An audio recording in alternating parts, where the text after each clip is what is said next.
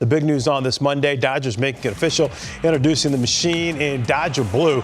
Albert Pujols signs a one-year deal with L.A. to head 30 miles north from Anaheim to Hollywood. Pujols says he had multiple teams interested, but after talking to Dave Roberts and Andrew Friedman, he knew L.A. was the spot for him. Well, let me tell you something. My goal over the last 2 years, it wasn't never to try to be everyday first baseman. I told you guys early in spring training, whatever role they have for me, I'm gonna go with. I understand they make that decision as an organization, a business decision, and no hard feeling. I understand that. So they had a talk with me, and that was it. Move forward, and I'm just glad to get another opportunity wearing different uniform. But I think there's a lot of things out there say, that he wanted more playing time, he wanted to play every day, which that never comes out of my mouth. You guys ask me that question over and over so many times, and I always tell you guys, however the team use me, I'm here for that, whether it's mentor the young guys, whether it's, giving my at-bats out there.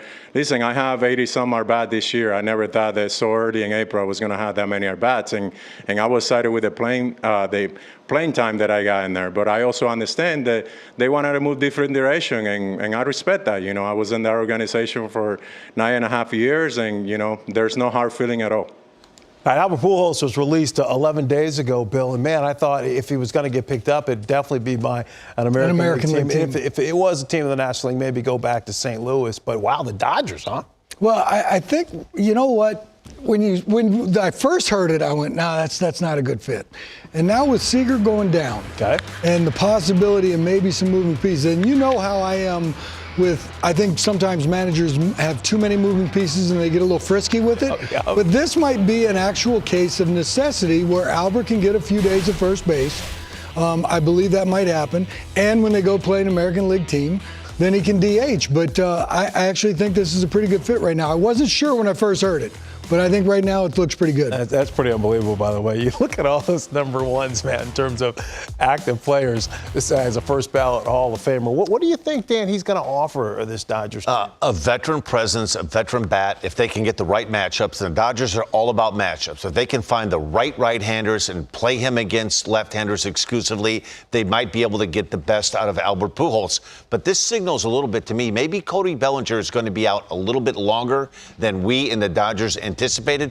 Corey Seager went on the injured list with a broken hand. He's going to be out for some time. All of a sudden, this team that looked bulletproof during the year, that pitching staff, it's not so bulletproof, and the everyday players, they've taken some hits. That's a great shot right there. There's a Pujols now wearing a double nickel there because he wore number 5, but he's going to have to give that up for Corey Seager. And the Dodgers are playing the Diamondbacks. By the way, it's a game the most you're going to be able to see here tonight on MLB Network at 10:10 Eastern. And Bill, just to put it in context, and everyone talks about how when Albert went to Anaheim, he was not the player he was in St. Louis, and that is definitely true. That's because he set the bar incredibly high. And Mike Trout is universally considered the best player of the game, and so we've shown some numbers here. Basically, over the first, we're going through 1,287 games. Basically, the first 11 years of each player's career. And I know Pujols came in at a different time. He's about 10 years earlier than Trout, and the game changed a little bit there. But this is how good of a player Albert Pujols was. I mean, Mike Trout is universally considered the best player in the game, and Albert Pujols' overall numbers right now, they're a little bit better. Yeah, just leave that up a little bit because I think that's worth showing because there's no doubt, we all agree Mike Trout is the best player in baseball right now. And we are such an industry of what have you done for me lately? I get it because we see it.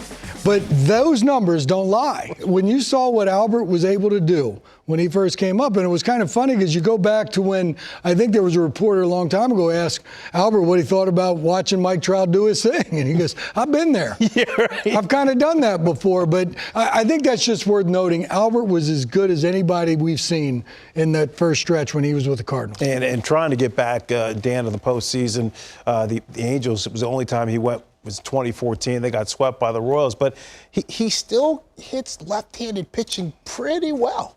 He does, Fran, and I think the analytic community that brought this wave into baseball 8-10 years ago, we've kind of been programmed the last 4 or 5 years to just talk about all the negative things that Albert Pujols can't do at an elite level right now. You can say whatever you want, but there's a skill evolved in hitting the ball a ballpark and driving in runs. Is he the player that he was?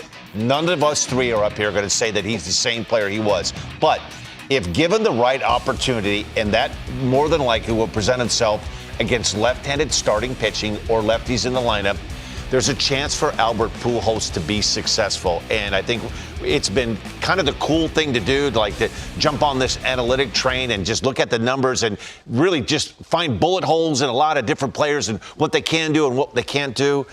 He's a winning player, and they're not expecting him. They'd love him to be the guy that wore the bird on the stick. Right. Those days are gone. But if he can have a veteran presence, and maybe tonight and maybe tomorrow, he gets a big hit and drives in 3 runs with a ball in the right or left center field gap, and that's what they're getting him for. They're getting him for the presence, play good enough, adequate first base, and drive in some runs. Dodgers, D-backs, that's a game tonight. Most of you are going to be able to see it here on MLB Network. Good pitching matchup, by the way. Madison Bumgarner and Walker Buehler. Lineups aren't out, so we're not sure Pujols is in the lineup, but we do know he is out there taking a BP. All right, the time now to get you set for some of the other big matchups with first pitch.